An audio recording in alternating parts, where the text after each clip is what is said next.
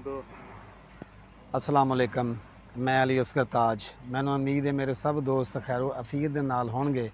प्यारे दोस्तों, मैं अपनी जिहड़ी पहले वीडियो बनाई सी उहदे विच मैं तुहानूं दस्सिया सी अज तो 50 साल पहलां लाहौर दे विच डबल डैकर बस चलदी हुंदी सी। फिर एक ऐसा दौर आया कि जिहड़ा डबल डैकर सी उहदा दौर ख़त्म हो गया और उस तो बाद फिर पंजाब अर्बन ट्रांसपोर्ट दीयां जिहड़ियां बसां सन वो लाहौर दे विच चलदियां सन और उन्हां दे रूट बड़े ज़बरदस्त सन।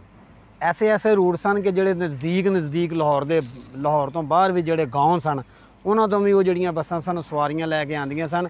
मैं ਤੁਹਾਨੂੰ सिर्फ अज 5 रूट दसांगा ਜਿਹੜੇ लाहौर तो बाहर जाते होंदे सन, सिर्फ दरिया रावी नूं क्रॉस करते होंदे सन। सब तो पहले मैं ਤੁਹਾਨੂੰ दसांगा कि 6 नंबर ਜਿਹੜੀ ਬੱਸ ਹੁੰਦੀ ਸੀ पंजाब अर्बन ट्रांसपोर्ट ਦੀ ਉਹ लाहौर रेलवे स्टेशन तो मरीदके तक जाती हुंदी सी और लाहौर तो लैके मरीदके तक जिन्ने रास्ते दे विच गाँव आउंदे सन उन्हां सारियां दीयां जिहड़ियां सवारियां सन ਉਹ उन्हां वास्ते इन्नी आसानी सी कि अपने पिंड तो अपने तो GT रोड ते आंदे सन, फिर वो जनाब बस च बैठते सन तो सीधा लाहौर। फिर उस तो बाद 6 नंबर तो बाद 7 नंबर सी एक बस। 7 नंबर जी भी जिहड़ी बस सी वो भाटी लुहारी तो चलदी हुंदी सी और लुहारी गेट तो चलन तो बाद कोट अब्दुल मालिक जाती हुंदी सी। और ये 7 नंबर सी। एक 8 नंबर बस हुंदी सी। 8 नंबर बस जिहड़ी सी भाटी लुहारी तो शाहदरा पिंड जाती हुंदी सी। और एक इस तो बाद एक बस सी वो 9 नंबर सी।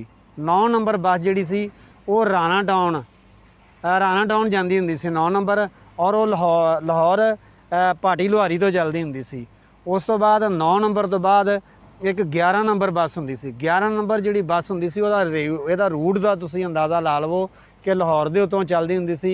लाहौर तो यानी कि भाटी लुहारी तो चलना, उन्हें दरिया रावी नूं क्रॉस करना, शाहदरा मोड़ ते आना, शाहदरा मोड़ तो शाहदरा स्टेशन आना, शाहदरा स्टेशन तो अमामिया कलोनी जाना, अमामिया कलोनी तो फिर उन्हें मूव होना। फिर काला खताई जाती हुंदी सी। काला खताई एक पिंड है लबान वाला और लबान वाले तो सवारियां लैके दोबारा फिर वो लाहौर जाती हुंदी सी। ये मैं अज तो 40 साल पहलां दी गल करदा पिया वां कि लाहौर दे विच अज तो 40 साल पहलां किड्डा ज़बरदस्त इंतज़ाम सी ट्रांसपोर्टेशन का। और लाहौर अज तो 40 साल पहलां दा और अज दा मुआजना किया जाए तो कुछ भी नहीं हैगा। इस टाइम का जिहड़ा ट्रांसपोर्टेशन का निज़ाम है, अगर तुहाडी मैट्रो ट्रेन वेख ली जाए या मैट्रो बस सर्विस वेख ली जाए या स्पीडो बस सर्विस वेख ली जाए तो ये वो जिहड़े पुराने रूट सन उन्हां रूटां ते नहीं जाती, बल्कि उन्होंने नवे जिहड़े रूट ने वो भी इंटरसिटी शहर के अंदर शहर तो बाहर नहीं जांदियां। और जिहड़े उदों दे रूट सन उदों दूरों पिंडां तो सवारियां लैके शहर तक जिहड़ा ना वो जिहड़े लोग सन जिहड़े मुसाफिर सन उन्हां नूं सहूलतां जिहड़ियां सन मैसर सन। उदों दा अज दा मुआजना किया जाए तो कोई मुआजना रलदा नहीं। पिंडां दीयां जिहड़ियां सवारियां ने वो शिफ्ट हो गई ने चिंगची रिक्शियां दे उत्ते। वो यानी कि चिंगची रिक्शा तुहानूं पता ही है, छोटा जिहा हुंदा, बंदा कुकड़ जिहा बन के उहदे विच बैठदा है, इंतहाई मुश्किल दे नाल बंदा सफ़र करदा है।